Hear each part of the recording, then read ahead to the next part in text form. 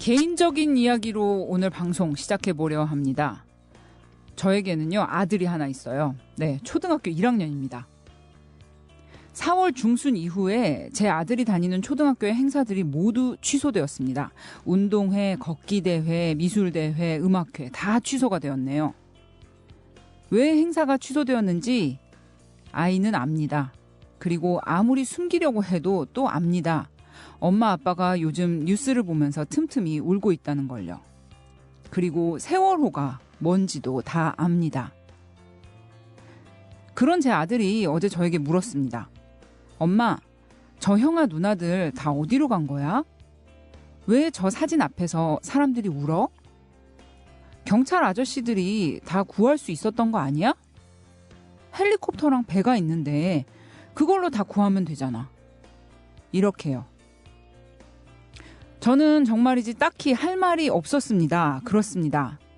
아이들은 위험에 빠지면 어른들이 자신들을 구해줄 거라고 생각합니다. 당연한 거거든요. 여자와 아이가 먼저, 이건 아이들이 더 잘 압니다. 요즘 유치원과 학교에서 안전교육을 받고 다들 그렇게 배우거든요.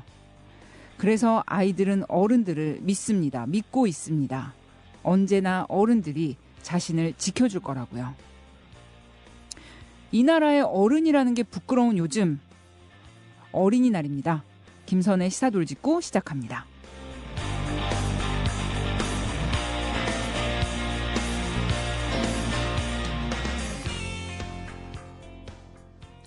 요 며칠 날씨가 너무 좋았습니다.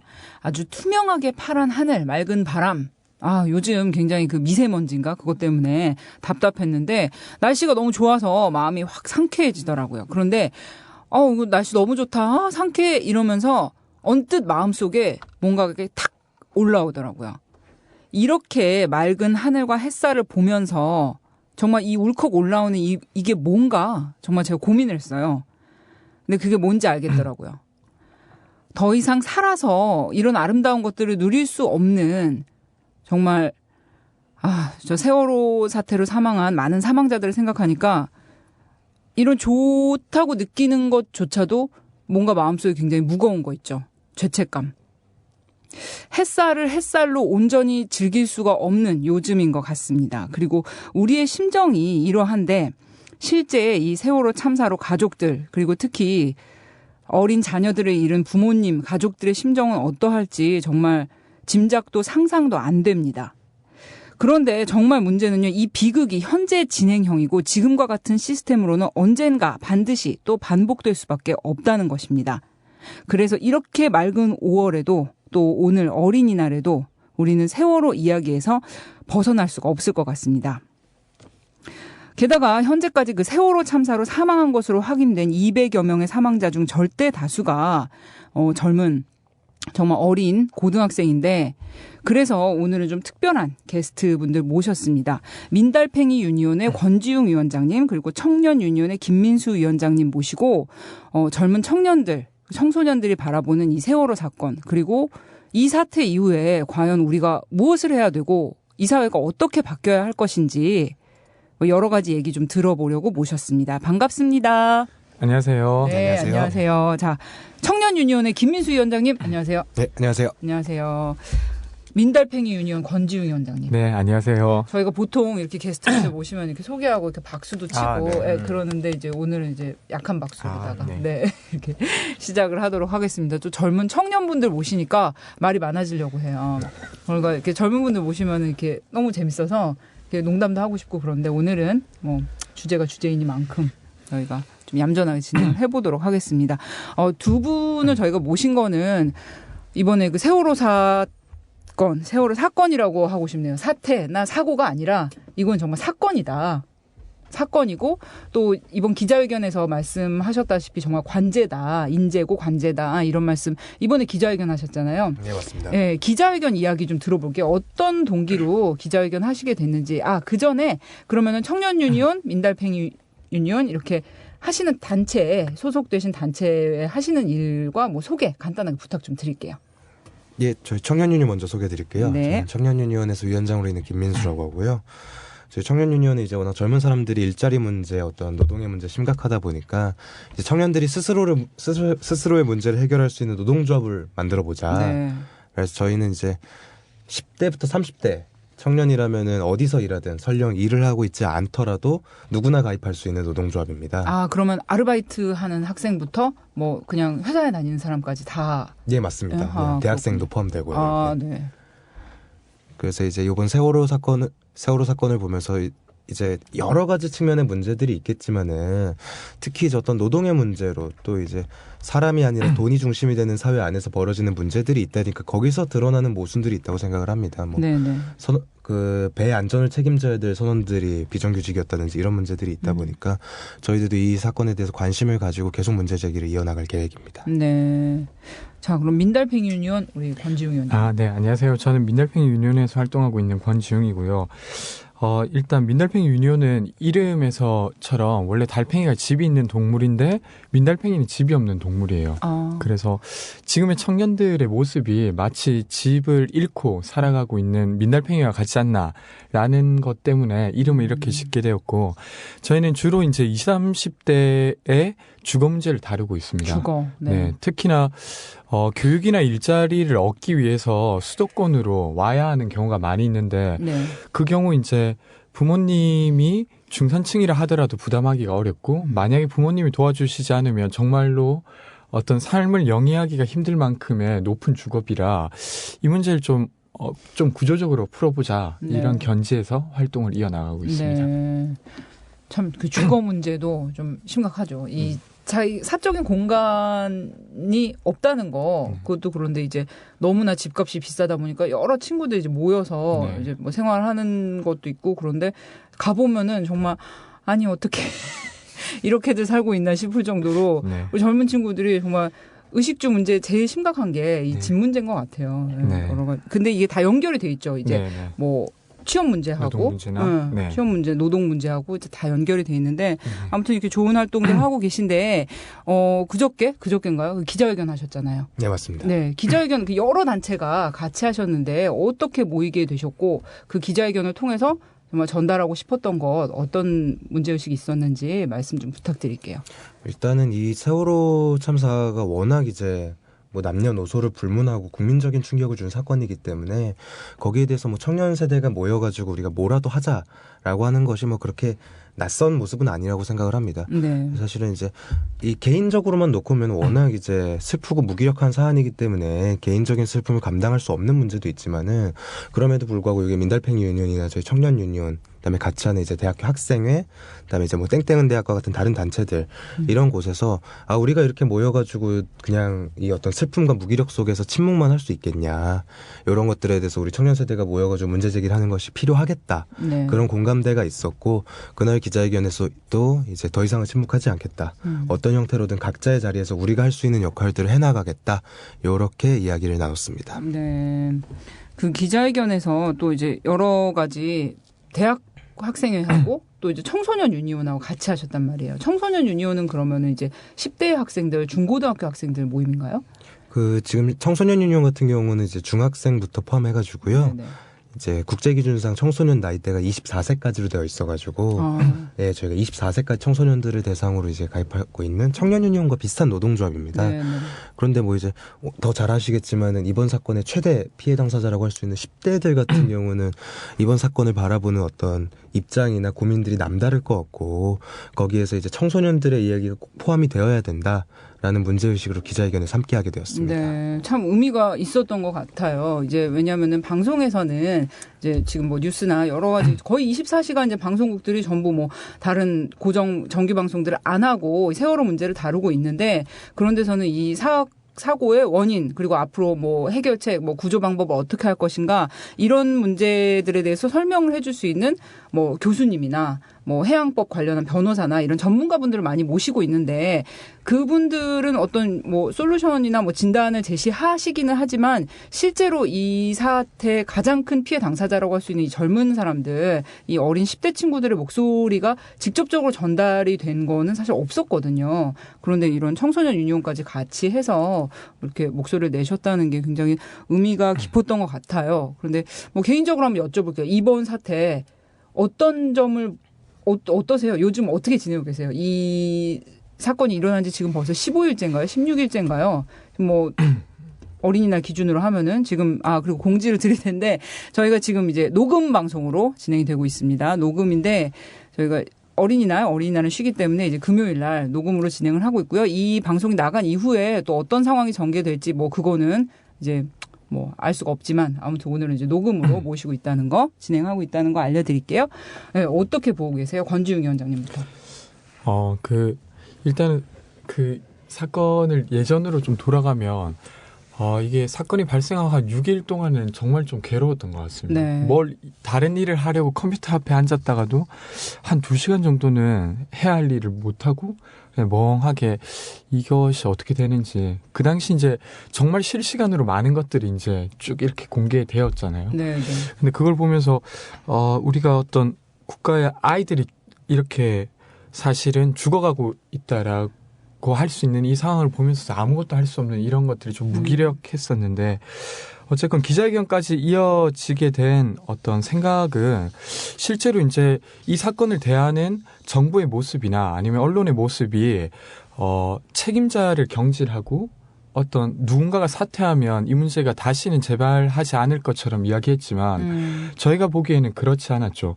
그러니까 그런 방식으로 이 책임을 진다고 해서 이 문제가 다시 일어나지 않는 구조에 놓이게 되느냐라고 했을 때 그렇지 않고 이 구조를 다시금 바꾸게 하는 거 이것이 왜 이렇게 일어났고 그리고 혹은 구조 작업이 왜 이렇게 늦어졌고에 대한 정확한 진단부터 시작해야 된다. 이런 네. 생각을 하게 됐습니다. 그러니까 진단을 하기도 전에 먼저 그 책임선에 있었던 사람들을 이렇게 처벌하는 네네. 식으로 네. 그렇게 이제 여론이 많이 조성이 된 것도 있었죠. 네네. 네. 그러니까 사실은 문제를 다 드러내놓고 그다음에 정말 문제가 뭐였는지 그걸 어떻게 고칠지를 이야기해야 되는데 그 드러나는 과정이 있기도 전에 자꾸 어떤 방식으로 이제 무마되는 이런 것들이 있었죠. 그러니까 유가족분들도 충분히 자신의 어떤 의사 표현을 하지 못했던 네. 예를 들면 청와대로 올라오고자 했던 것조차도 아예 막아버렸고 그랬죠. 그리고 언론에서 나오는 이야기들과 유가족의 증언이나 안 그러면 영상으로 보여지는 것은 또 달랐고 이러다 보니까 그런 것들에 대한 것들이 먼저 돼야 된다 이런 생각이 들었던 것 같습니다. 네. 네. 참 그리고 며칠 동안 한 사건이 일어나고 한 3, 4일, 5, 6일 동안 이제 에어포켓 얘기가 나오면서 많이 기대를 걸었었는데 참 어떻게 보면 실시간으로 저 안에는 분명히 사람이 있단 말이에요. 아이들도 있고 뭐 어른들도 있고 일반 승객들도 있었잖아요. 그런 분들이 그러니까 실시간으로 수장되어 가는 것을 어떻게 보면 우리는 라이브로 지켜보면서 아무것도 할 수 없다는 그런 무력감, 그 정말 이 사람의 생명이 꺼져가는 거를 바라보고 있을 수밖에 없다. 그런데 이런 시기에 정부가 뭔가 이렇게 믿음직하게 나서서 해주는 모습이라도 보였으면 좋았을 텐데 실제로 그런 것들이 지금 며칠 지나면서 드러나고 있는 걸로는 당시에 거의 아무것도 이루어지지 않았다는 거 그것들이 굉장히 이제 좀 마음을 무겁게 하고 좀 괴롭게 하는 것 같아요. 김민수 위원장님은 뭐 어떻게 보셨어요? 사건 초기에. 저 일단은 뭐 지금 한 보름 정도 지난 상황에서 단상은 진짜 엉망진창도 이런 게 없다 싶을 그렇죠. 정도로 이게 뭐 사실 뭐 제가 아까 뭐 비정규직 이야기도 좀 말씀드렸지만은 그건 어떤 하나의 어떤 개별 사안으로 보여질 정도로 굉장히 네. 중요한 이슈임에도 불구하고 이 한국 사회가 가지고 있는 어떤 시스템이 그냥 붕괴되었다는 것을 확인하게 되는 그걸 직면하게 되는 어떤 어려움들이 있었던 것 같습니다. 저는 네. 어떻게 이렇게 엉망일 수가 있지 이런 거 있잖아요. 어이가 없죠 진짜. 네. 너무 총체적으로 엉망이라 뭐 선사는 선사, 정부는 정부, 뭐 대책위원회는 대책위원회대로 다. 맞습니다. 네. 저희가 이제 청소년 유니에서 10대 분들도 좀 이야기를 나누는데 네. 그분들은 뭐라고 하세요? 이게 좀 공통되는 좀 모아진 어떤 그 키워드가 있어요. 이게 어떤 분노나 열받음보다도요. 네. 어이가 없다는 걸로 진짜 모여지거든요. 이게 어떻게 이럴 수가 있지 싶은 게 있잖아요. 네네. 어쨌든 저희가 이제 사회생활하는 과정에서 학교에서 배우는 과정에서 국가 역할이라는 것들이 있는데 그 국가의 역할과 국가에서 운영되는 시스템 자체에 대해 의문이 남는 이 상황에서 어찌할 바를 모르는 게 저는 일상적으로 좀 있는 것 같습니다. 네. 저는 일단 어떤 그 정부의 어떤 책임을 묻는 국면 두 가지가 있는 것 같아요. 아까 권지웅 위원장님도 이야기를 해주셨지만 하나 일단 초동대초의 문제는 뭐 말할 것도 없을 것이고 네. 워낙 그 안에서 의혹들이 계속 드러나고 있으니까요. 두 번째는 이제 그 사고가 수습되는 과정에서 저는 이게 그 한국 사회 역대 어느 참사보다도 더 이게 시각적인 쇼크가 있었잖아요. 그랬죠. 이게 이제 뭐 예를 들면은 육지에서 벌어진 사건이 아니라 이 바다에서 벌어진 사건이기 때문에 오는 국민적인 충격이 있었기 때문에 정보도 차단되고요. 이런 것들에 대해서 국민들이 납득할 수 있게, 유족들이 납득할 수 있게 책임 있는 정보가 계속 제공이 됐어야 되는데 이게 뭐 구조자 숫자도 파악이 안 되고 탑승자 숫자도 파악이 안 되는 것부터 시작해서 구조를 앞으로 어떻게 나가겠다라는 책임 있는 메시지 나오지 않고 이런 것들에 대해서 앞으로 우리가 이제 이 한국 사회를 운영하는 정부 책임 있는 선장에 대해서 우리가 어떻게 신뢰를 가져야 될지 이런 것들이 너무나도 앞으로의 방향이 괴로운 측면이 있다고 생각합니다. 네. 그 이제 우리가 신뢰 얘기를 많이 하잖아요. 또 우리 지금 현재 대통령 박근혜 대통령도 신뢰의 지도자 이런 이미지로 많이 이제 본인을 이야기하고 있는데 이게 신뢰라는 것은 좀 공기와도 같은 것 같아요. 그러니까 당연하게 항상 있어야 되는데 이게 없으면은 이제 근본적인 게 전혀 되지 않는. 그러니까 기본적으로 우리는 이제 뭐 일을 하고 납세를 하고 뭐 공권력에 대해서 적당히 이렇게 오케이 하면서 살면은 나라가 우리를 지켜주고 큰일이 일어나지 않을 것이라는 그런 사회적인 이런 시스템 안에 살아가는 사람들의 신뢰가 있는 거고 그게 이제 사회 계약인데 그런 것들이 이제 이거 뭘 믿어야 되지? 언론도 정확한 정보 제공하고 있지 않은 것 같고 여러 가지 국가의 역할도 과연 역할을 제대로 하고 있나? 의심스럽고 그런 면들이 이제 어른들은 좀 달고 달아서 그렇다고 치지만 이제 젊은 어린 학생들 뭐 청소년위원회에 들어갈 또래들에게는 굉장히 근본적인 의문이 들게 하면서 굉장히 충격적인 일이 될 것 같아요. 이 청소년들도 이 젊은 뭐 중고등학교 또래들도 뉴스를 접하면서 계속 이런 사실들을 다 알고 있죠. 사실 주변에 이제 선생님들도 가끔 있는데요. 선생님분들도 네. 계신데 그 선생님 출신이었던 분이 이제 매일 우신다고 하세요. 그게 왜 그렇게 슬픈 맥락이 어떤 거냐라고 여쭤보면은 그 안에서 아이들이 가만히 있으라라는 메시지에서 많은 분들이 이제 초기 구조가 이루어지지 못했는데 네네. 자기가 만약에 그 배 안에 있었으면은 방송이 그렇게 나올 때 자기도 아이들한테 가만히 있으라라고 했을 것 같다. 자기는 그걸 너무 견딜 수가 없어서 눈물이 난대요.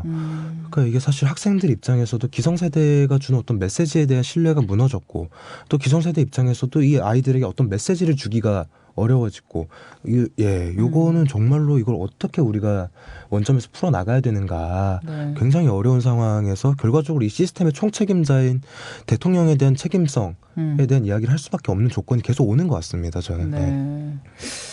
그 가만히 있으라 그 말이 정말 사무쳐요. 네, 정말 저도 생각을 해봤어요. 나라면 어떻게 했을까? 그런데 안내 방송이 그렇게 나오는데 어떤 선택이 있겠어요? 가만히 있었을 것 같아요. 정말. 네.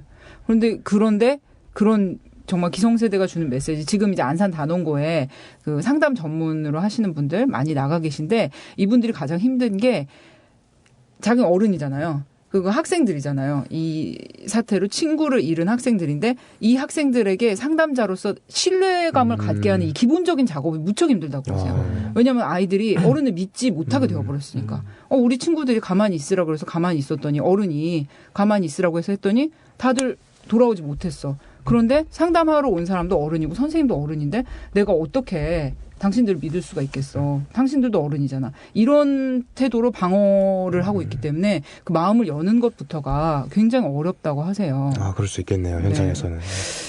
정말 참. 그런데 이제 뭐 사회적 신뢰, 이렇게 무너진 사회적 신뢰, 그리고 이것의 최종 책임자는 결국 이제 대통령이다. 지금 이제 김민수 위원장님 말씀해 주셨는데 그렇다면 며칠 전에 대통령이 이제 사과를 했단 말이죠. 그 모습은 어떻게 보셨어요? 뭐 충분했다고 생각하세요? 충분했나요, 위원장님? 네, 권지웅 위원장님 말씀해 주세요. 저는 그렇지 않았던 것 같습니다. 그러니까 어떤 대통령이 사과를 표하고 어떤 말을 하고 이런 게 중요한 게 아니라 어떤 조치가 취해졌느냐가 되게 중요한데 그러니까 국민적 분노가 발생하니까 이것들에 대한 어떤 반응으로서 그 어떤 사과가 존재했던 것이지 이 문제를 구조적으로 해결하기 위해서 정말 했냐라고 했을 때 아까 이야기 드린 것처럼 정말로 이게 왜 이렇게 일어났고 그것들이 대처되지 못했던 건 무엇이며 지금 우리는 이와 같은 일을 다시금 반복하지 않기 위해서 무엇을 해야 되는가에 대한 행동과 함께 그런 사과가 나왔다면 일단 충분히 책임 있는 지도자의 모습일 텐데 그 앞서 선행돼야 될 것들이 전혀 선행되지 않은 상태에서 사실은 말만 하게 된 것 같은 이런 거라고 일단 보여집니다. 네. 어떤 뭐 수동적으로 저쪽에서 네. 막 이제 화를 내니까 네. 거기에 대해서 반응한 정도의 사과밖에 네. 안 된다. 네. 네. 전 그게 그 구조가 저는 지금 한국 사회가 가지고 있는 되게 큰 지금 저희가 고쳐야 될 부분이라고 생각하는데요. 그러니까 예를 들면 저는 이렇게 볼 수 있을 것 같은데 그 선원들이 처음에 이 사고가 나와서 누구한테 연락했느냐라고 했을 때 자신이 가지고 있는 직업에 따라서 자기 직업의 기능이 있지 않습니까? 네. 선원이라고 하면 정해진 목적지에 잘 데려다 가는 거고 그리고 거기에 있는 승객들의 안전 이 두 가지가 크게 그 직업의 목적일 텐데 그것들이 위협받는 어떤 순간에 오히려 전화를 했던 곳은 그 선박 회사였던 거죠. 그렇죠. 그리고 그 선박 회사의 오더를 기다렸던 그것은 사실 한국 사회가 가지고 있는 이 모순이 되게 적나라하게 보여진다고 생각하는데요. 누구나 자기가 어떤 일을 하면 그 일에 대해서 가장 중요한 기능들이 있는데 그것들 중심으로 그가 판단할 수 있는 구조가 마련되어야 어떤 자극이 생겼을 때도 거기에 대처가 가능한데 그 키를 쥐고 있었던 건 선박 회사였던 것들이 다시 드러나는. 네. 그래서 그들의 오더를 기다리면서 보험 문제는 어떻게 될 거며 이 문제에 대한 책임 소재에 따라서 자신들이 질 피해라 이런 것들에 따라서 사실은 일정 정도 그 당시 시급했던 어떤 그 시기에 시간을 흘려보냈던 거잖아요. 마찬가지로 그러니까 그 선원이 정말로 그 자기에 대한 어떤 책임의식, 윤리에 대한 직업에 대한 책임의식을 잘 발현할 수 있는 구조였으면 좋았을 텐데 그것들이 안 됐던 거 계속 눈치를 봐야 되고 외부의 눈치를 봐야 됐던 것이 보여진 거라고 생각하는데요. 마찬가지로 지금 대통령이 이 사건을 무마하는 것도 똑같은 행태로 보입니다. 그러니까 정작 이 문제를 해결하기 위해서 대통령이 가지고 있는 기능과 역할에 집중하는 게 아니라 외부로 어떻게 보여질 건가. 그걸 잘하면 그냥 마치 위기 대응을 잘한 것 같이 여겨지는 이것이 문제라고 생각하고 그 문제를 또 똑같이 답습하고 있는 이 대통령의 모습이 한탄스러운 거죠. 네. 그래서 오히려 더 그렇게 하면 안 된다. 그렇죠. 그게 아니라 대통령이 가지고 있는 권한을 충분히 발휘해서 이 문제를 정말 해결할 수 있는 방향으로 조치를 취해야 한다. 그리고 그게 이제 사실 사과고 책임이다. 네. 이렇게 보이는 겁니다. 그렇죠. 네. 어제 이제 뉴스에서 밝혀진 것에도 이 선원들이 선사랑 계속 이제 통화를 했다는 거잖아요. 그런데 선사에서 한 거는 승객들 빨리 뭐 탈출시켜라, 대피시켜라 이런 지금 이제 배가 넘어가는 상황인데 그것보다도 화물 적재 양을 속이는 거. 네. 그 일부터 먼저 했다는 얘기를 듣고 정말 이 많은 생명을 책임지고는 정말 말씀하셨지만 지금 위원장님 직업윤리라는 것이 전혀 없었구나. 그냥 다 돈인 거죠.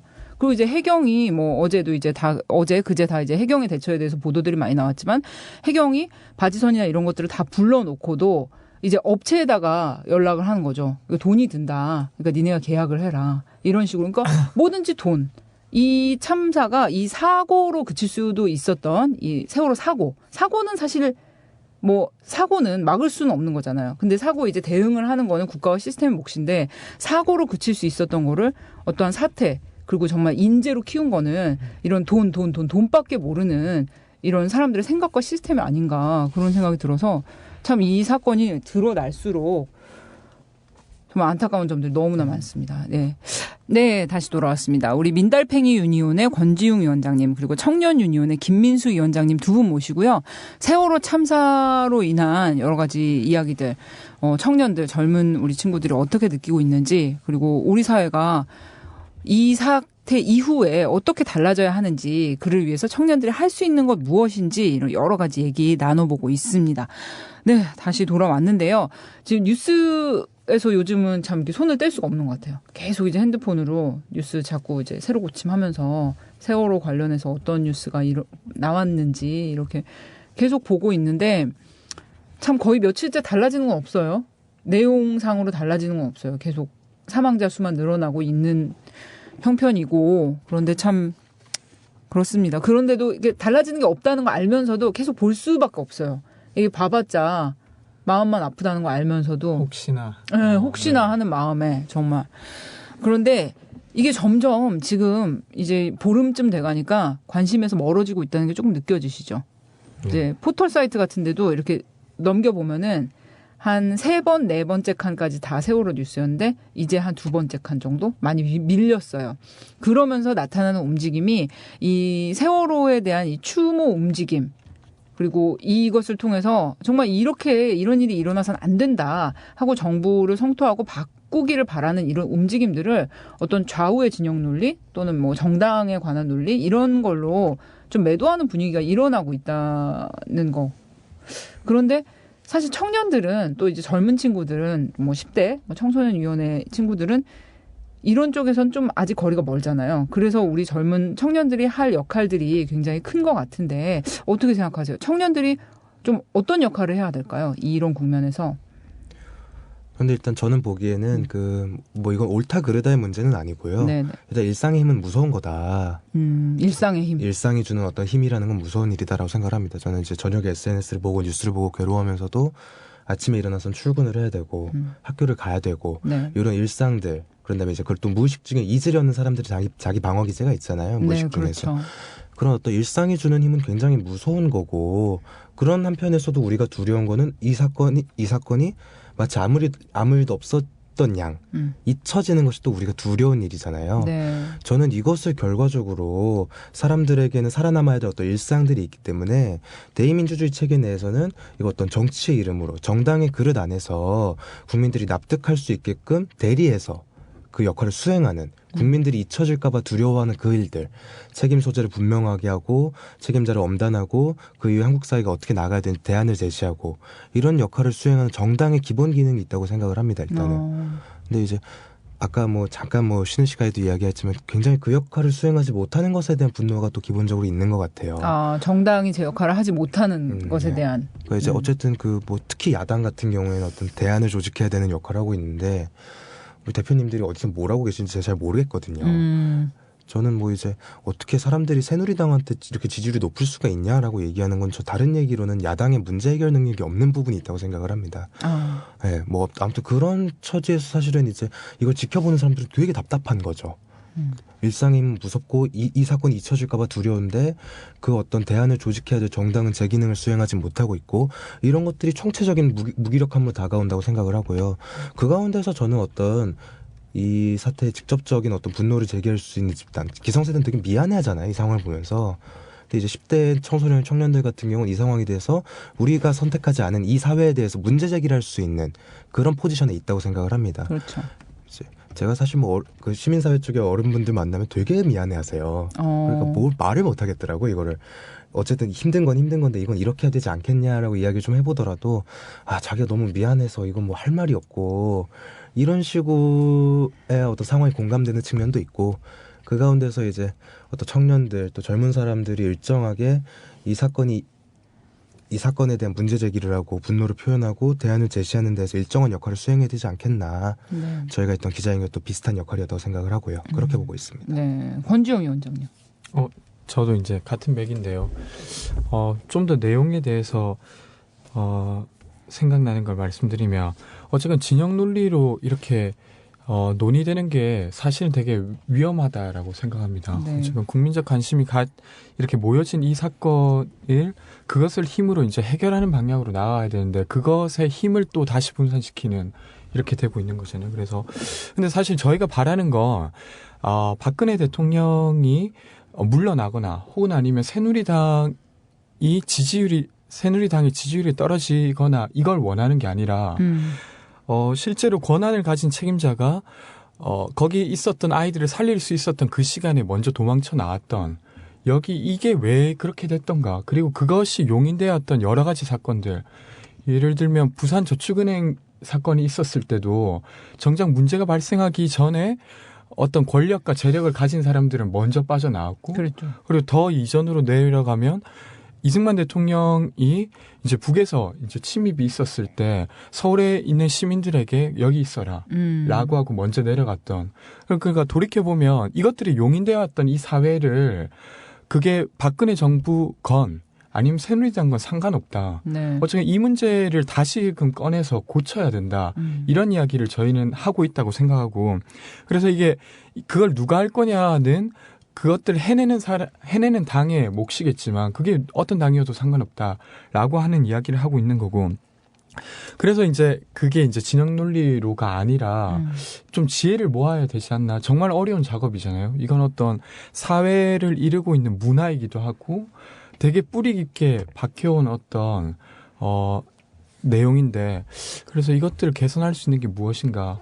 일단 제가 보기에는 그러니까 각자의 자리에서 가지고 있는 직업윤리가 발현될 수 없는 구조가 매우 심각한 것 같습니다. 그러니까 뭔가 자기가 어떤 상황에서 뭐 어떤 판단을 할 수 있어야 되는데 그 판단이 존중되지 못하는 사회인 거죠. 네. 그러다 보니까 선원들도 오히려 이제 누군가의 오더를 기다려야 했고 해경 책임자도 누군가의 이야기를. 그래서 그때 어떤 유가족 아버지의 말이 내가 능력이 없어서 우리 아이를 죽였다라고 외쳤던 그 외침은 그러니까 누군가에게 막 거기 있는 현장 담당자에게 도대체 왜 구조하지 않는 거냐. 설사 구조하다가 못 구한다 하더라도 왜 시도하지 않느냐라고 했을 때 그 해경 담당자가 그건 내 권한이 아니다.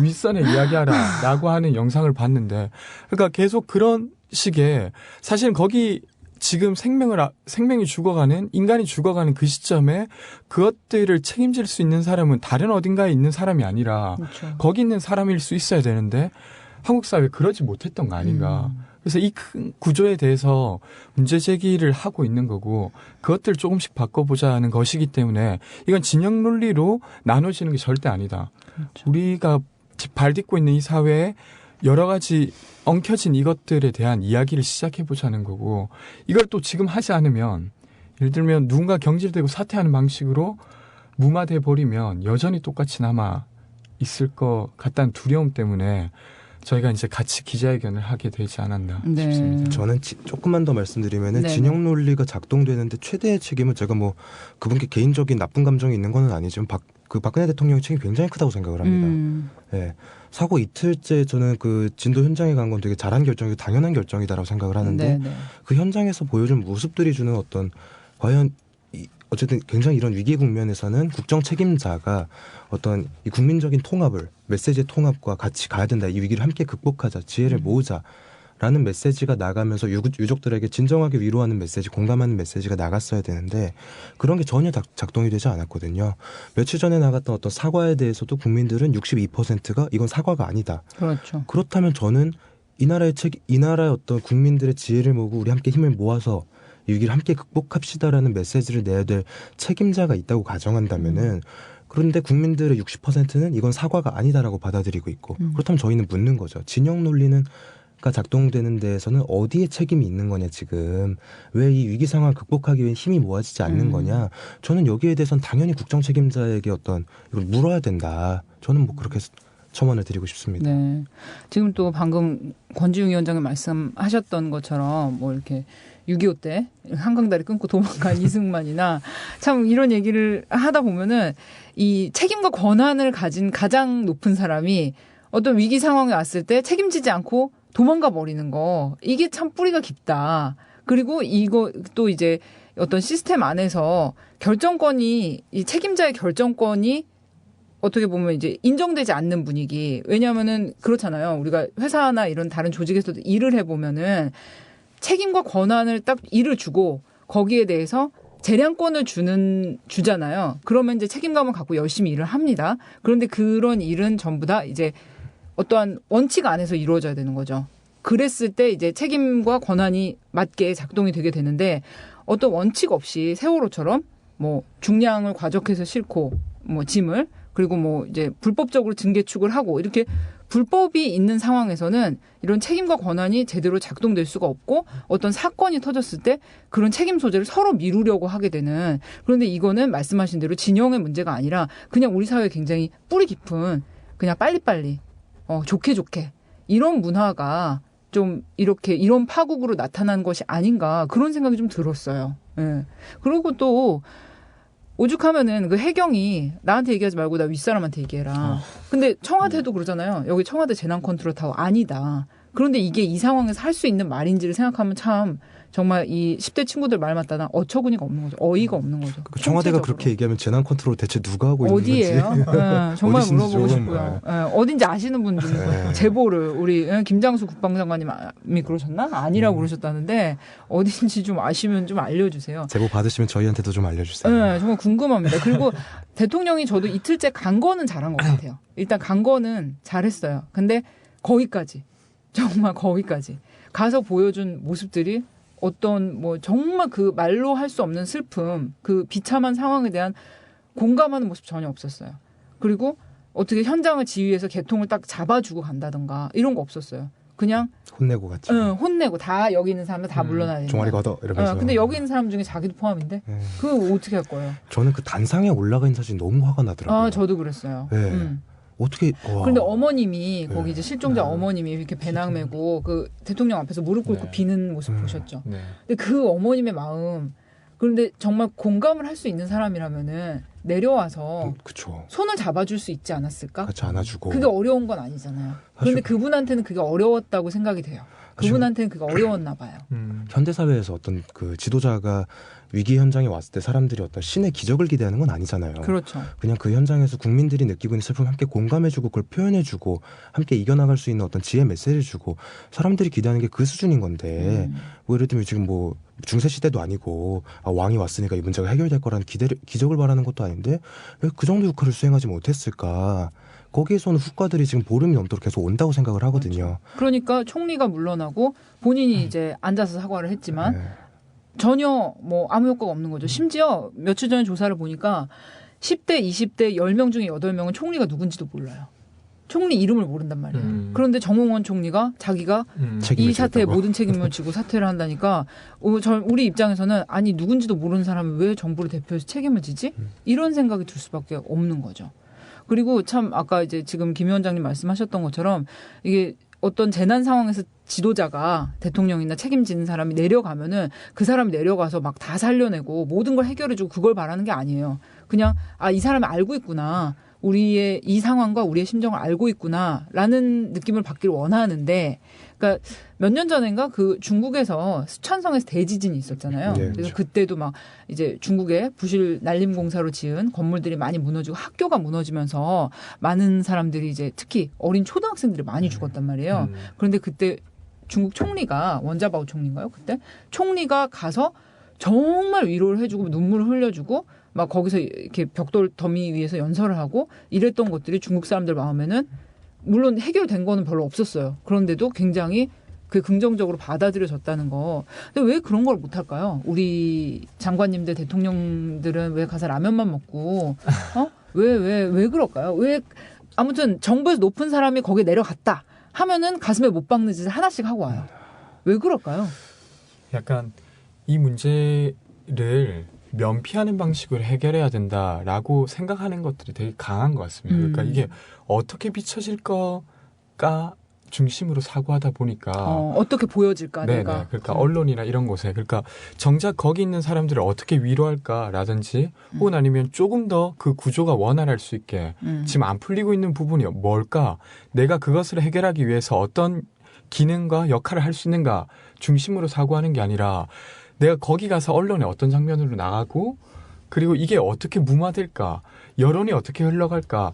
이런 것들 중심으로 사고해왔고 그렇게 하면 잘 해결됐다라고 인정해왔던 이것 자체가 오히려 더 그렇게 생각하게 했던 것이 아닌가. 실제로 근데 그렇게 면피하려고 하는 것들은 오히려 더 드러나기 마련이고 더 이제 국민에게는 더 화가 나게 되는 그런 지점인데 그런 것들이 되게 많이 안타깝다는 생각을 했습니다. 저는 약간 그거 보면서 한국의 어떤 장인 정신이나 이런 것들이 정말 되게 얕은 수준으로 존재했구나. 장인 정신이요? 네, 그냥 한편으로 그런 생각을 했는데 언론인으로서 그 사건을 보면서 느꼈던 것들이 있었을 텐데 이것들을 진짜 언론의 원래 목적을 기반해서 그 사건을 다뤘느냐라고 했을 때 전혀 그러지 못했던 것 같고 네. 그들을 구출해야 됐던 사람들도 자신이 가지고 있는 그 전문 분야의 역할이 분명히 있었을 텐데 그것들을 이제 그러니까 어떤 장인성이라고 해야 될까요? 거기에 대한 전문성, 나름대로 판단을 해줘야 될 사람이니까. 근데 그런 것들 중심으로 발현되는 게 아니라 또 이게 어떻게 보여질 건가, 여론이랑 어떻게 움직일 건가, 뭐 이렇게만 됐던 게 많이 아쉬웠던 것 같습니다. 네. 어제 총리가 가서 이제 전체 외국인 뭐 이전 자문단들까지 다 데리고 총괄 대책회의를 했다고 하는데 거기 이제 총리의 마무리 말씀이 그랬다고 하더라고요. 충분히 논의가 되었으니 기자분들께서는 잘 써주시길 바란다. 이 와중에도 정말 어떻게 우리의 인상은 어떻게 보일 것인가 외부에 그것을 의식하고 있다는 거. 그 마지막 마무리 말씀이 그랬다는 얘기를 듣고 참 답이 없다. 정말 머리부터 발끝까지 답이 없어요. 도리어 그러니까 그 문제 자체에 대해서 집중하고 있는 모습에 다른 분들이 안정감을 느끼고 아니면 신뢰하게 되는 건데 그렇죠. 오히려 이제 그걸 자꾸 해치는 말들을 하시니까 그 말이라도 안 했으면은 좀 근데 자꾸 어떻게 네. 정말 어떻게 보여지는가. 근데 그것도 있잖아요. 우리 대통령이 사과하고 갔나 아침에 조문 갔잖아요.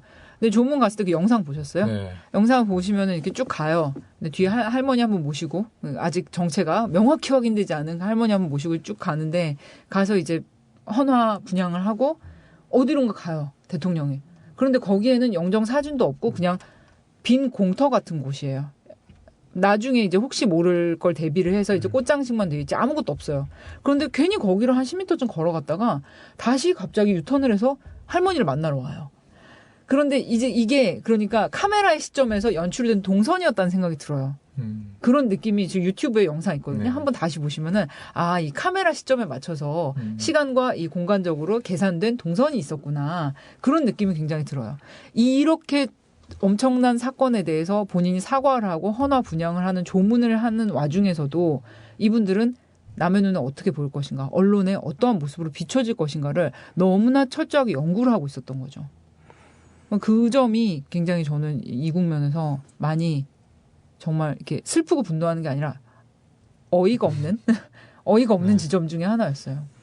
저는 지도자들이 현장에서 예를 들면 위기의 상황 때 세계 지도자들이 어떤 보여준 모습이 담긴 사진들이 많이 떠도는 것들 있잖아요. 뭐 네. 오바마가 이제 허리케인 돌았을 때 뭐 안아주는 사진이라든지 뭐 이런 사진들이 있는데 저는 뭐 기본적으로 어떤 국민들에게 나가는 모습들 그런 것들 기본적인 연출이 필요하다. 네, 그렇잖아요. 이게 어쨌든 어떤 형태에서 어떤 모습으로 사람들한테 이 메시지 줄 것인가에 대해서 그런 것도 당연히 고민하겠죠. 그런 사진 한 장이 때로는 이제 연설보다 더 큰 위로가 되기도 하니까. 그렇죠. 근데 이 연출의 전제가 되는 것은 그 당사자가 요 현장에 동화되어 있는가. 진실성. 네, 뭐 진정성이라고 표현할 수도 있겠고요. 그런 거에 있어서 약간 의심이 드는 것도 사실이고 문제 해결 능력도 예를 들면 이제 그 최고 지도자가 내가 책임질 테니까 권한을 가지고 어떤 막대한 예산을 써서라도 문제를 해결하라. 이 집중된 메시지가 아니라 그냥 하나하나 관료들이 이제 굉장히 추상적이고 관념적인 언어로서 이 관료 집단이 문제인 거고 결과적으로 스스로가 통치해야 될 관료 집단에 대해서 이 사람들을 문제라고 질타하는 영역은 어떤 언어일까? 이 자기 발밑에 자기가 이제 같이 이 국정을 만들어 나가야 될 관료 집단에 대해서 모든 책임을 씌우는 방법으로 해서 대통령이 앞으로 국정 운영할 때 얻게 되는 것은 뭐지? 그러다 보니까 이 사회 구성원으로서 이걸 대체 어떻게 해야 될까? 이거 굉장히 좀 난감한 상황인 것 같습니다. 네, 참. 난감합니다. 난감해요. 뭔 말을 해야 될지도 모르겠어요, 이제는. 왜냐면은 지적할 게 너무 많아요. 너무 많지 않아요? 사실 뭐 수학여행 출발했을 때 이 배가 그렇게 악천후 속에서 이게 인천항에서 세월호 혼자만 출발했단 말이죠. 거기서부터가 잘못인 줄 알았는데 알고 보니 이 선사와 이 해운 업계 전체의 유착 관계 그리고 모든 이 나쁜 관행들 그리고 뭐 이제 직업적인 윤리적인 책임의식 없는 이 선원과 선장들 거기서만 끝나는 게 아니라 더 큰 시스템의 문제들 이 세월호 하나로 드러나는 이 대한민국의 맨얼굴 정말 굉장히 무섭고요. 왜냐하면은 우리가 딱히 딴 재주가 없어서 이 나라 떠나지 않는 이상 여기서 어떻게든 살아나가야 되는데 지금 굉장히 한국 떠나고 싶다는 말씀하시는 분들도 많으세요. 그렇죠? 네. 어떠세요? 한국 떠나고 싶으세요? 우리 권 위원장님. 저희가 분향소 같이 갔을 때 어떤 조합원분이 그런 얘기 하시더라고요. 나는 떠나고 싶은 게 아니라 버리고 싶다. 버리고 싶다. 네. 그래서 그냥 떠나는 거 약간 피동적인 약간 이런 건데 되게 음. 적극적 의미로 여기에 대한 어떤 표현을 그렇게 하신 것 같아요. 네. 이 나라를 버리고 싶다 뭐 이렇게 이야기하셨는데 그런 모습을 보면서 더 약간 가슴 아픈 것 같습니다. 네. 참 이 버리고 싶은 대한민국 어떻게 하면 안 버리고 고쳐서 잘 써야 되지 않을까요? 우리 2부에서 다시 이 대한민국 어떻게 고쳐 쓸 것인지 말씀 나눠보도록 하겠습니다.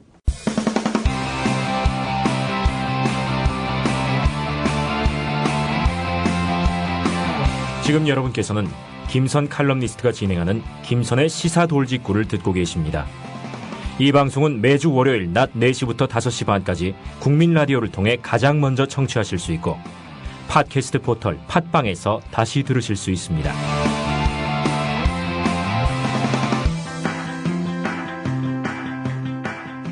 네, 어린이날 보내드리는 김선의 시사돌직구 오늘 어린이날 특집입니다. 근데 어린이날 특집인데 어린이를 모신 건 아니고요. 우리 청년 활동가분들 두 분 모시고 세월호 사고가 아니죠. 사태, 이 참사 이후의 대한민국 그리고 이제 이 사태를 바라보는 젊은이들의 시선 이런 여러 가지 얘기 나눠보고 있습니다. 우리 청년 유니온의 우리 김 위원장님 계십니까? 네. 네, 우리 권 위원장님 두 분 안녕하세요. 모시고 말씀 나눠보고 있는데요. 아까 저희가 대통령 사과, 뭐 조문, 뭐 이런 얘기했어요. 네, 우리가 기대하는 모습이 있었잖아요. 그렇죠. 대통령에 대해서 뭐 정말 우리가 기대하는 대통령이었다면 정상적인 대통령이었다면 뭐 어떠한 사과와 어떠한 모습, 어떠한 후속 조치가 있었어야 할까 한번 상상을 해보죠. 우리가. 어떻게 했었어야 될까? 정상적인 대통령. 아까 그 이야기 하셨잖아요. 그 네네. 대통령께서 오셔서 그 이제 체육관에서 여기 이거 제대로 안 되면 여기 있는 사람 모두 다 책임져야 된다. 네. 이런 이야기를 하셨는데 책임지고 물러나야 된다 네. 하셨어요. 사실 저는 이 시점부터가 잘못됐다고 생각합니다. 그러니까 뭐냐면 그 말은 사실은 또 거기 공무원으로 하여금 어떤 행동을 하지 못하게 하는 발언이었다고 생각해요. 원래 이거 잘 안 문제라고 되면 하는 건- 물러나야 된다는 네네. 말이. 그러니까 어떤 시도를 했는데 그것이 잘 안 됐을 때 오히려 더 책임을 져왔던 구조잖아요. 이제까지가. 그랬죠. 네, 그래서 해보고 어떤- 잘 안 되면 네 책임이니까 네, 물러나. 그렇게 되는 거니까. 그래서 오히려 정말로 좀 더 멋진 이런 표현을 해서 멋진. 네, 대통령이셨다면 네. 모든 책임을 내가 질 테니 사실은 할 수 있는 조치를 다 취하라. 그래서 거기에서 발생하는 것들이 다른 정말 치명적인 실수가 아닌 이상 네네. 내가 다 책임지겠다. 그러니까 모든 시도를 해봐라. 네, 힘을 다 모아서 해보자. 이런 이야기를 했어야 되지 않을까. 근데 오히려 그 시점에 누군가가 행동하지 못하게 더 야단치고 네. 기를 죽이고 있어요. 네, 그러니까 오히려 그 이제 어떤 해경 관계자나 누군가 그 중간에 있는 관계자가 계속해서 위에 눈치를 보고 위에 오더를 받은 일만 해야 하는 이런 상황이 그렇죠. 되어버렸던 거죠. 그러니까 참 일을 해보면은 이렇게 개통이나 어떤 이런 것들 시스템이 명확치 않으면은 일하는 사람들이 그게 명확하면은 그 시스템에 따라서만 일을 하면은 별 문제가 없거든요. 거기에 따라서 일을 하면은 뭐 그 했다가 잘 안 되더라도 내 책임이 아니야. 왜냐면은 그 맞춰서 일을 했기 때문에 시스템에. 그런데 그런 게 없으면은 눈치만 계속 보게 되잖아요. 이렇게 해도 될까? 네. 이렇게 하다가 망하면 어떡하지? 이렇게 했다 잘리면 어떡하지? 네. 그런데 대통령의 방금 말씀하신 이게 잘 되지 않을 경우에는 여기 있는 분들 다 책임지고 물러나야 된다. 이거는 독려하는 게 아니라 네. 오히려 그 현장에서 가장 활발하게 정말 가진 수단과 방법을 다 써서 일해야 될 사람들을 더 움츠러들게 만드는 발언이었다. 네. 그리고 저는 또 지적하고 싶은 게 총리가 사퇴를 했잖아요. 총리가 이제 물러나기로 하고 지금 이제 시한부 임기를 가진 총리란 말이죠. 이 사태가 마무리되면은 물러나기로. 그런데 이것도 굉장히 어이가 없는 게 지금 이 사태 마무리되면 물러날 총리의 말을 영이 선다고 하잖아요. 지금 영이 안 서고 있는 상황이죠. 총리는. 그런 식으로 힘이 빠진 총리가 이 상황 전체를 지휘하는 게 과연 맞는 것인가 하는 의문점도 들어요. 네, 우리 김 위원장님 어떻게 보세요? 네, 의문이 들죠. 의문입니까? 네. 아니 진짜 이거 너무 심각해요. 그렇잖아요, 이게. 네. 사태가 수습이 안 되고 실종자가 100여 명이 나와 있는데 네. 뭐 총리의 권한과 책임 분명하지 않은 조건이긴 하지만 어쨌든 내각의 수장으로 되어 있는 총리가 사의를 표명하고 대통령이 이제 하루가 지나지 않아서 오케이 사태 수습되면 이 어떤 국면이 적절하지 않다 정말로. 네. 부적절해도 이렇게 부적절할 수가 없다 그렇게 생각합니다. 네. 아, 참, 그리고 어제 이제 많은 뉴스들에서 나온 이야기인데, 이 세월호에는 여러 사람들이 타고 있었단 말이에요. 뭐 선원들도 있고, 일반 승객들, 뭐 학생들, 뭐 어린이들, 또 이제 제주도로 이주하는 분들 많이 타고 있었는데, 이들 중에서 참, 이런 마당에서도 소외된 사람이 있어요. 우리 알바생들. 이 세월호 안에서 근무하던 알바생들인데, 이 세월호 선사인 청해진 해운이 이 알바생들에 대해서는 장례비 지급을 할 수가 없다. 이렇게 해서 어제 좀 상당히 논란과 공분이 되었었는데, 참 이 알바생들이 대부분 이제 뭐 10대 후반, 뭐 20대 초중반 청년들이잖아요. 그런데 이렇게 피해를 입고 사망까지 했는데도 불구하고 어떤 기본적인 장례비라든지 이런 처리조차 인정받지 못하고 합동분향소에도 지금 들어가지 못하고 있는 걸로 알고 있거든요. 이런 정말 말도 안 되는 처우에 대해서 어떻게 해야 될까요? 이 점이 참. 사실 말씀해주신 그 문제가 된 부분 이제 20살 되셨던 네. 세월호원에서 이제 서빙 아르바이트를 하셨던 분이 이제 장례를 치르는데 청해진 쪽에서 이분의 장례비를 지원할 수 없다. 네네.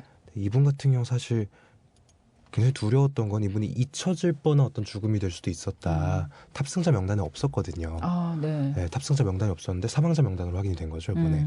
굉장히 이제 안타까운 일인데 어쨌든 이 사고의 직접적인 1차적인 책임자라고 할 수 있는 청해진 해운 같은 경우에는 이렇게 참사가 나게 된 어쨌든 그 뭐 화물을 많이 싣고 무리하게 증축을 하고 그러니까 더 많은 이윤을 남기는 과정에서 안전을 경시하고 그 과정에 사고를 내게 된 직접적인 원인을 제공한 1차 책임자로서 이 참사에 대해서 이제 사죄하고 무한한 책임을 져야지 이건 뭐 기업의 윤리 이런 걸 떠나서 어떤 그냥 진짜 인간의 도리라고 할 수가 있겠는데 거기에서 이제 유족들한테 장례비를 지급할 수 그러니까 유족들한테 나간 건 아니죠.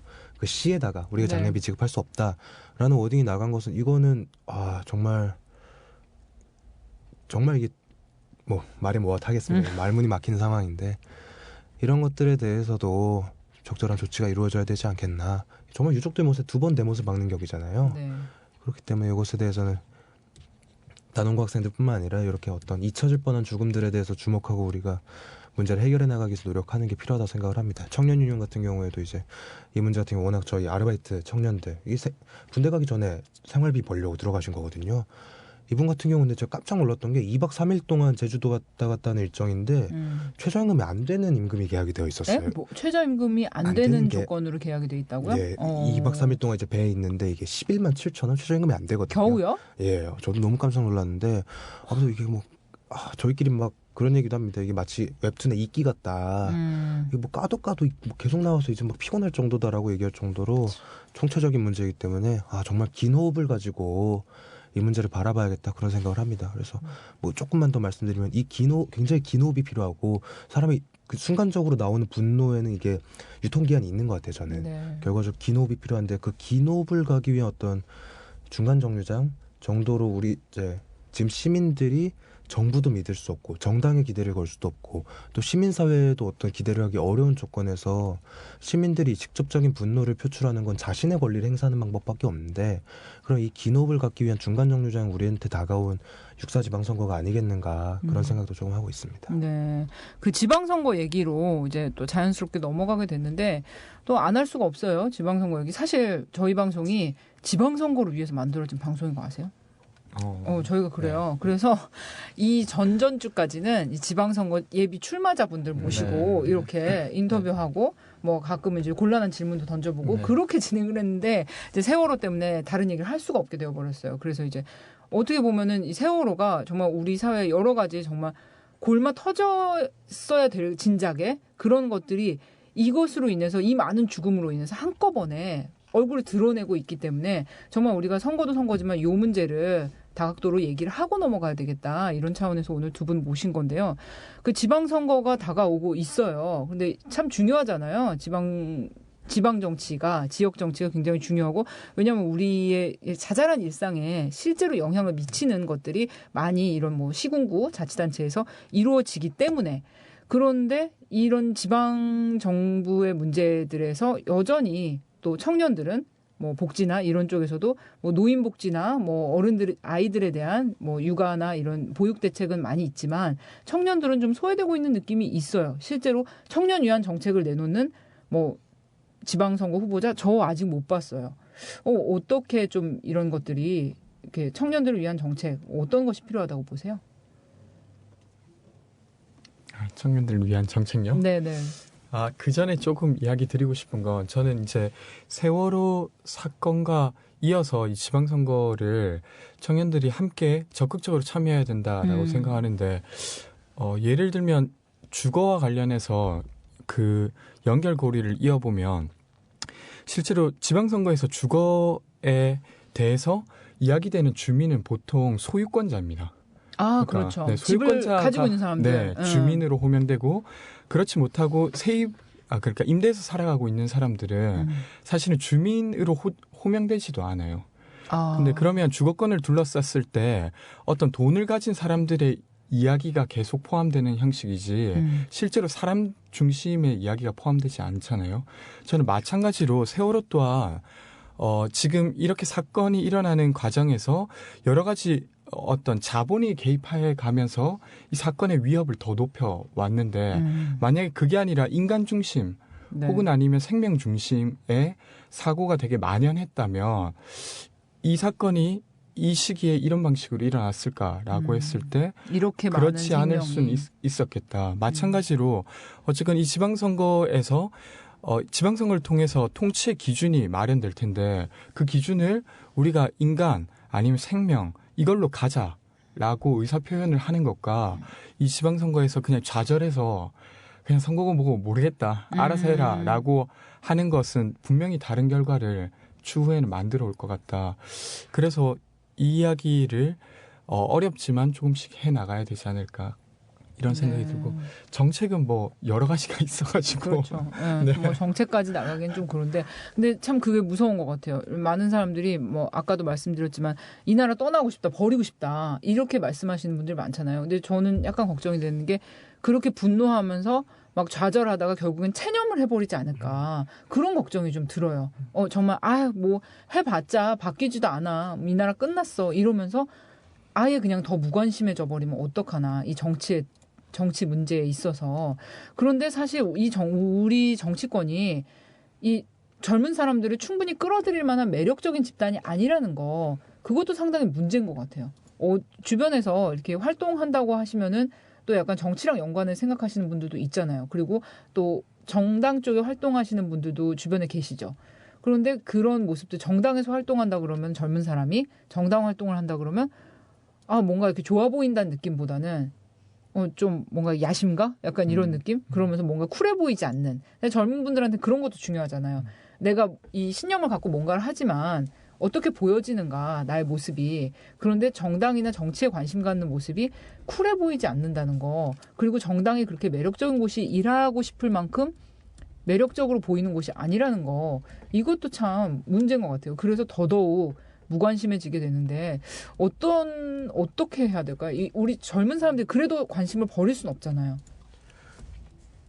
이제 좀 이야기를 하다 보면은 30대와 20대 사이 정서 간의 간격도 되게 큰 것 같고요. 30대 넘어가게 되면 이제 어쨌든 일정한 사회생활을 경험하게 되면서 이게 내가 잘해서 극복할 수 없는 어떤 사회적 갭이 있구나. 이런 것들 이제 본능적으로 캐치하게 된 어떤 맥락들이 있는 것 같습니다. 근데 이제 20대 같은 경우는 이제 엄밀하게 말하면 이제 부모 세대가 독립해가지고 자기의 어떤 사회적 관계망을 홀로 가지고 있는 20대 비율이 굉장히 좁아졌죠. 대학 진학률도 높고 이러다 보니까 생각을 해보면은 이제 20대를 이제 20대 저도 20대다 보니까 또래 친구들 막 만나다 보면은 내가 잘해야 되는데 뭐가 문제가 생기면 내가 뭐 잘못해가지고 그러니까 모든 게 이제 어떤 이 벌어지고 있는 모든 자기 주변의 모든 양상들의 책임은 자기한테 있다고 봅니다. 제가 느끼기에는. 근데 이제 이런 것들이 뭘 의미하냐면은 내가 아니라 우리가 같이 자라자라든지 이 관계 속에서 어떤 사회적 관계 속에서 아니면 정치의 영역에서 우리가 함께 잘해보자라는 것이 체화가 되지 않은 조건들이 있다고 생각을 해요. 저는 그때 그럴 수밖에 없는 구조도 있다고 생각을 합니다.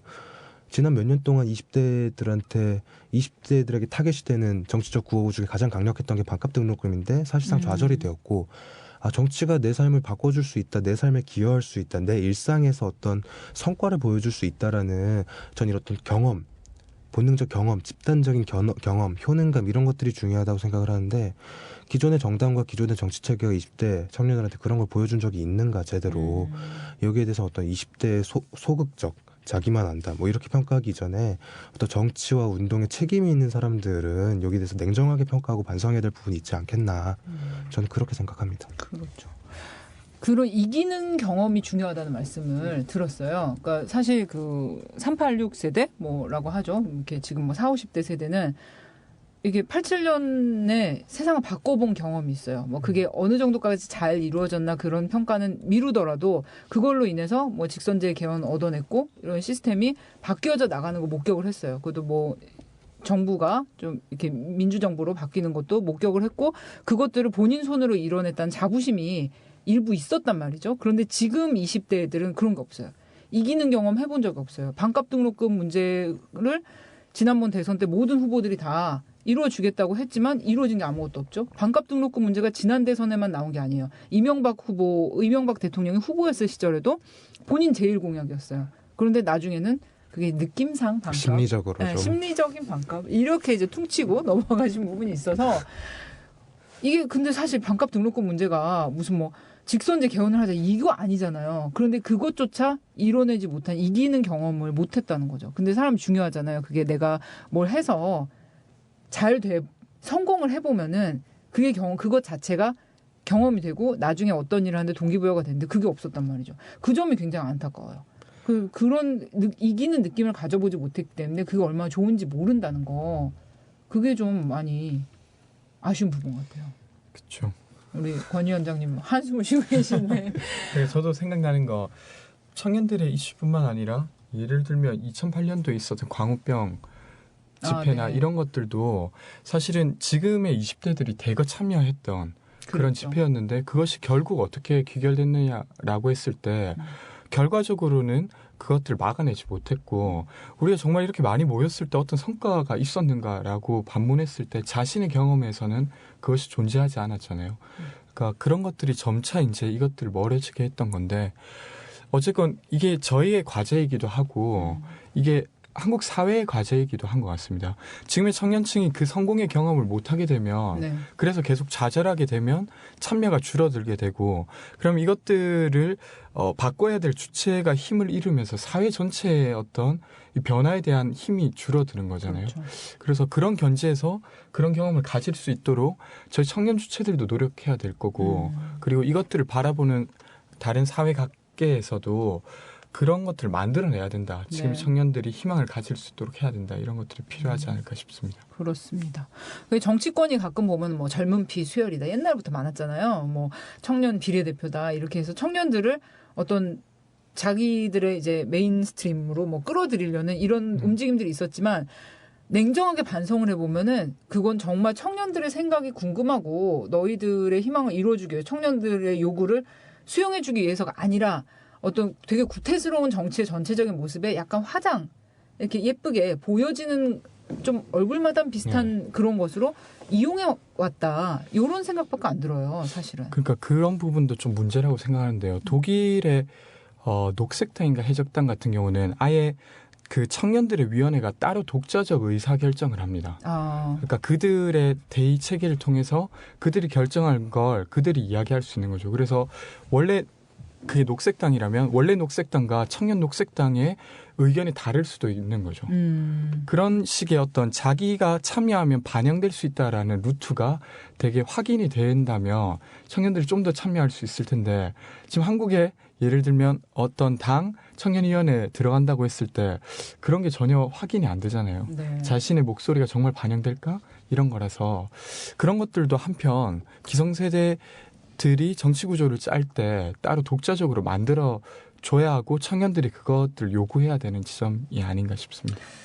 네, 참 그렇습니다. 이게 세월호 문제로 시작이 돼서 우리 정치의 문제 그리고 정치가 청년들을 어떻게 바라보고 대하고 있는지까지 얘기를 나눠보니까 뭔가 이렇게 답답하면서도 약간 실마리가 보이는 것 같기도 해요. 정말 이렇게 좌절하지 말고 정말 좌절할 수밖에 없는 상황이에요. 너무 모든 것이 총체적으로 정말 난감해서 버리고 싶어요. 이 나라를 버리고 싶고 잊어버리고 싶고 내가 이런 현실을 몰랐으면 얼마나 좋았을까라는 생각이 들 정도로 너무나 힘들지만 이렇게 두 분 나와주신 두 분처럼 정말 좌절하거나 버리지 말고 어차피 우리가 나아가야 될 세상 정말 좀 더 좋은 방향으로 만들기 위해서 많이 노력을 했으면 좋겠습니다. 오늘 나와주신 두 분, 우리 청년유니온의 김민수 위원장님, 그리고 민달팽이 유니온의 권지웅 위원장님, 너무 감사합니다. 네.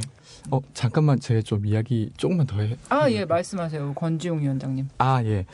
다른 건 아니고 제가 어제 친구랑 이제 이야기를 하다가 들었는데, 그 친구 아버님이 서울 메트로에서 일을 하시는데, 요즘 워낙 세월호 때문에 비상사태다 보니까 그 친구가 그냥 거기 가서 일을 하고 있더라고요. 그래서 아버님 일하시는 서울 메트로에. 네네. 네. 그래서 제가 혹시나 뭐 급여를 받고 어떤 인력이 일시적으로라도 늘어난 거냐라고 하니까 그런 건 아니고 그냥 돕는 거라고. 왜냐하면 이 시기 때 문제가 발생하면 더 여론이 안 좋아지니까 라는 이야기를 들었는데, 저는 그러니까 이게 어떤 여론이 막 집중되고 있을 때 일시적으로 그렇게 투여해서 해결해야 하는 것이 아니라 사실은 장기적인 안목으로 구조적인 어떤 해결책을 찾아야 된다고 생각하고, 그것들이 사실은 지방선거를 통해서 확인되지 않을까. 네네. 정말 국민들이 관심을 가지게 된다면 그 메트로에 자기 아들을 불러서 일시키는 게 아니라 정말 이게 안전할 수 있도록 또 누군가를 충원하게 되는 그런 변곡점으로도 매우 중요하지 않을까 싶어서 말씀드렸습니다. 네, 중요한 말씀이에요. 왜냐하면은 지금 전부 다 이제 공무원 사회가 다 이제 비상이라 그런 식으로 이제 땜질식으로 이제 이 국면만 모면해 보자 이런 움직임이 분명히 있을 거거든요. 그런데 그걸로는 아무것도 바꿀 수 없고 또 이 같은 일이 또 일어나도 사실은 상관없는 사회가 돼버리는 거죠. 네. 그래서 이런 문제들을 좀 확인하고 바꾸는데 지방선거에 많은 좀 관심을, 뭐 세월호 사태 때문에 어렵긴 하지만 관심을 가져주셨으면 좋겠다. 이런 말씀으로 마무리하도록 하겠습니다. 네, 감사합니다. 감사합니다. 네, 오늘 어린이날 특집으로 우리 젊은 활동가분들과 함께했던 김선의 시사돌직구 여기서 마치고요. 다음 주 월요일 이 시간에 다시 뵙겠습니다. 좀 더 희망적인 소식, 정말 한숨 안 나오는 소식으로 다음 주엔 다시 만났으면 좋겠네요. 감사합니다.